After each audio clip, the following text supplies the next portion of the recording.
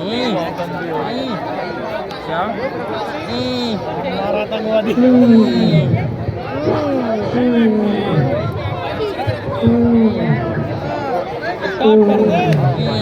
Start कर दे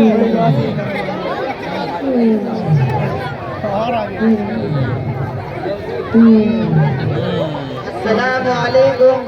वालेकुम अस्सलाम। कैसे आज फरमाया जुम्मन भाई? मैं अपना हाल क्या सुनाऊं सेठ जी। मेरी तकदीर तो ठटिया गई। स्टील प्लान की नौकरी छोड़कर काश्तकारी में पिल गया। लेकिन इसी काश्तकारी से मैंने अपने बच्चों को पढ़ाया लिखाया। 3 बेटियां हैं, एक का नाम रही तल्लगी, दूसरी का नाम चुरा तल्लगी और तीसरी का नाम सुभानल्लगी। जमीन जायदाद बेच कर तीनों बेटियों की शादी कर दी और 3 बेटे हैं। एक का नाम मिस्टर बाबू और दूसरे का नाम पत्थर बाबू और तीसरे का नाम 76 बाबू। मिस्टर बाबू को इंजीनियर बनाया और पत्थर बाबू को वकील बनाया और 76 बाबू को MBBS का कोर्स कराया। जुम्मन भाई, अपने बच्चों को इतनी बड़ी बड़ी डिग्रियां हासिल करवाने के बाद आप इस कदर परेशान और टीचर क्यों बने हुए हो? क्या बताएं शेख साहब, बहू मर गई, जमीन जायदाद बेचकर तीनों बेटियों की शादी कर दी। 2 बेटों की शादी तो मैंने पहले ही कर दी थी, लेकिन दोनों सिंधी कंजूस और जालिम निकले। कुछ नहीं दिया। अब तीसरा बेटा 76 बाबू जो MBBS डॉक्टर है, उसकी शादी नौजान बक्कमपुर मुल्लानी झगड़ू मियाँ की बेटी से कर दी। लेकिन इस बार हमने ये कह दिया है कि हमारा बेटा MBBS डॉक्टर है, तो इसलिए आपको बुलेट, सोना की अंगूठी, गोदरेज अलमारी, डब्लू बेड, 1 भैंस, 2 गाय और 7 लाख रुपए पट्टे पर नकद देना होगा। लेकिन ये सब तय होने के बाद लड़की वाला डगर मगर करता फिर रहा है।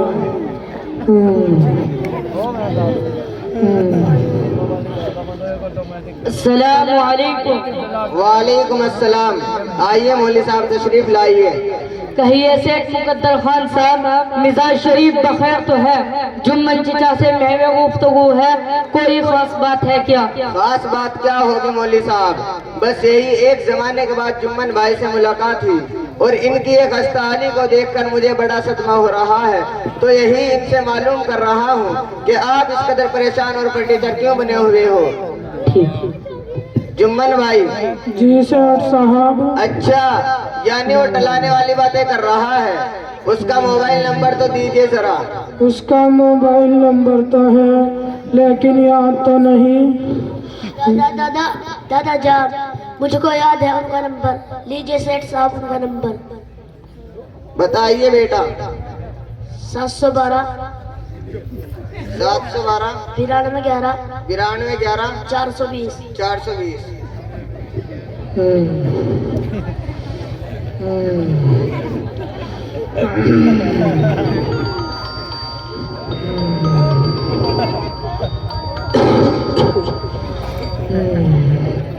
Hello hello. हाँ हेलो, आप झगड़ू में बोल रहे हैं क्या? हाँ मैं झगड़ू बोल रहा। मैं सेठ मुकद्दर खान बात कर रहा हूँ। अस्सलाम वालेकुम सेठ। वालेकुम अस्सलाम। झगड़ू में आप जहाँ कहीं भी हो अभी इसी वक्त मेरे पास आओ और मुझसे मालूम करो। ठीक है सेठ, मैं भी आता हूँ। चल बेटा टुल्लू सेठ से मिलन चल ले।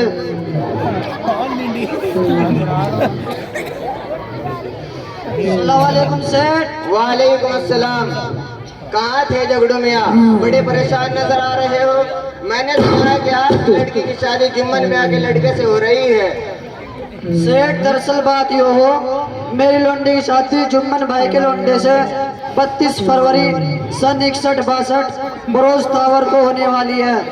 इसी शादी के इंतजाम के लिए बहुत परेशान हूँ। कहाँ बताऊँ, 3 लोंडियाँ है। 2 लोंडियों की शादी तो मैंने सन 47 में कर दी थी और अब तीसरी लोंडी की शादी के लिए परेशान हूँ। जमीन जायदाद भी नहीं, बुलेट और पट्टे पर भारी रकम देने के लिए मिंटू चौधरी से 10 लाख रुपए सूद भर लिया है और कुछ गांव के लोगों को तो उधार लिया है। वैसे भी सेठ तीर्थ मिलने का इरादा था मेरा, बहुत अच्छा मौका है। मैं सोच रहा था अगर बाकी कुछ पैसों की जरूरत पड़ी तो सेठ तीर्थ ही ले लूंगा। अच्छा कराता नहीं बुला लिया मुझे। सेठ कम से कम 1-2 लाख रुपए तू भी देता तो मेरा कुछ काम हो जाता। अरे तुमको मालूम नहीं कि हमारे घर में कुछ 53 मेंबर्स का खर्चा है। इसके अलावा हम लोगों को भी डोनेट करते रहते हैं। मेरी तरफ से तो उम्मीद खत्म ही कर लो और जाओ कहीं से भी कर्जा लो और जुम्मन भाई की सभी ख्वाहिशों को पूरी करो।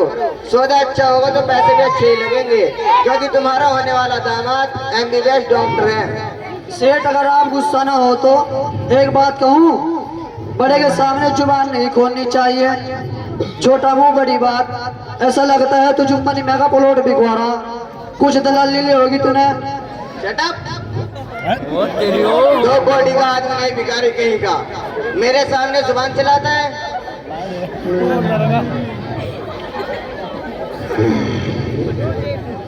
जुम्मन भाई, मुझे तो बड़ा सदमा हो रहा है कि तुम्हारा बेटा MBBS डॉक्टर है और ये लड़की वाला 2 कौड़ी का आदमी नहीं, गाड़ी और पट्टे पर रकम देने में इतनी डगर मगर कर रहा है। मैं भी एक लड़की का बाप हूँ, मैंने भी अपनी लड़की की शादी की है। जमाने ने तो देखा है कि मैंने क्या नहीं दिया। अरे बस कीजिए सेठ साहब, बस कीजिए। आपकी बातें सुनकर तो मेरे कान पिघल गए। ऐसा लगता है कि आंखों से खून बहने लगा हो। तौबा तौबा, अस्तगफिरुल्लाह अस्तगफिरुल्लाह। क्या हुआ बेटे छोटे मौली साहब, ये तौबा तौबा अस्तगफिरुल्लाह क्यों पढ़ रहे हो? अजी सेठ मुकद्दर खान साहब, ये तो आपकी बात ठीक है।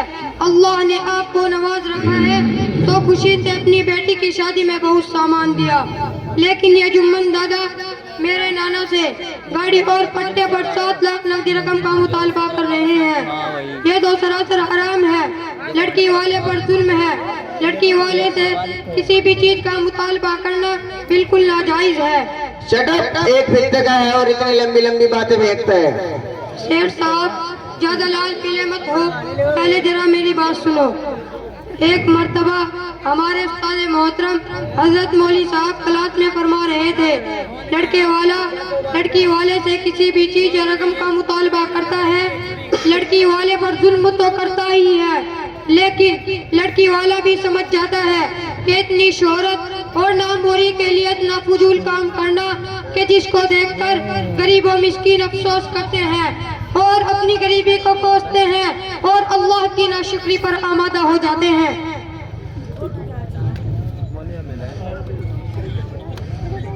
उठो नाना जान।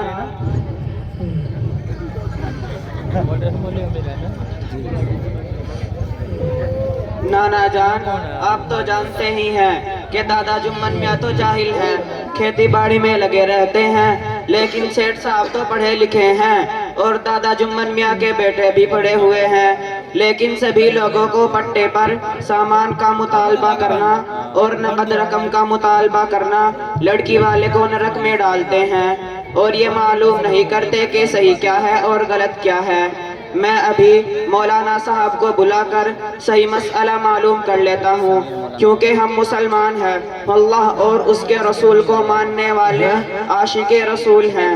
कहीं ऐसा ना हो कि हमारा कोई काम अल्लाह की नाराजगी का सबब बने। ठीक है बेटे, सही कर ले, अपने मौली साहब को बुला ले। ठीक है नाना जान, मैं अभी फोन करके बुलाता हूँ। जुट्टो का ये तो जुट्टो वाला सैम का तुम्हारा। हाँ सैम उन्हें बैठे आवाज आ रही।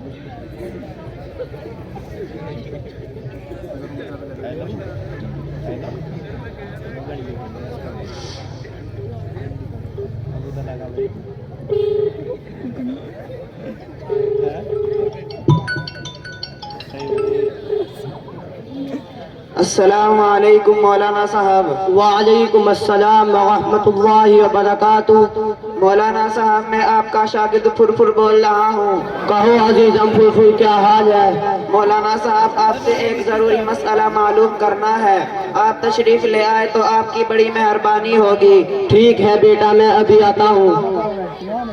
ओए टॉप पे और टॉप पे हट यहाँ से। हट साइड में।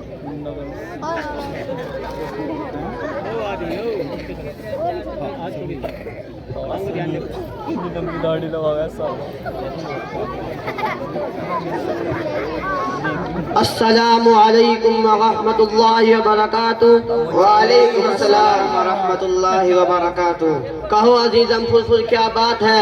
मौलाना साहब ये मेरे नाना हैं, खेती बाड़ी करते हैं और मेरी खाला की शादी है और ये मेरे नाना के होने वाले सिंधी हैं और ये पट्टे पर 1 बुलेट और 7 लाख का मुतालबा कर रहे हैं।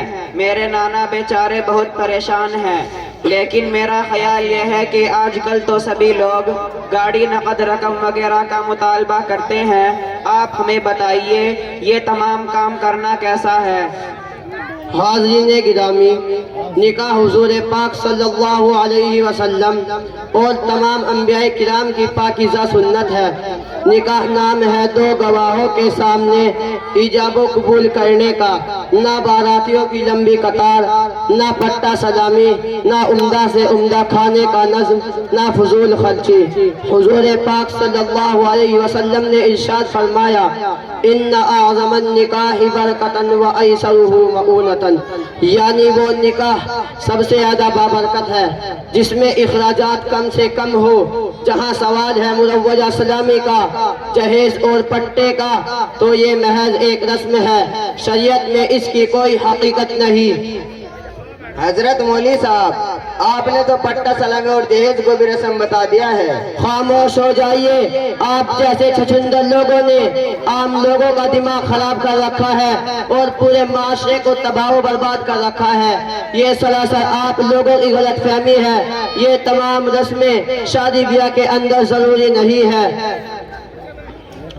बहरहाल मैं अर्ज कर रहा था कि पट्टा सलामी और जहेज शरअन किसी भी तौर से जायज नहीं है।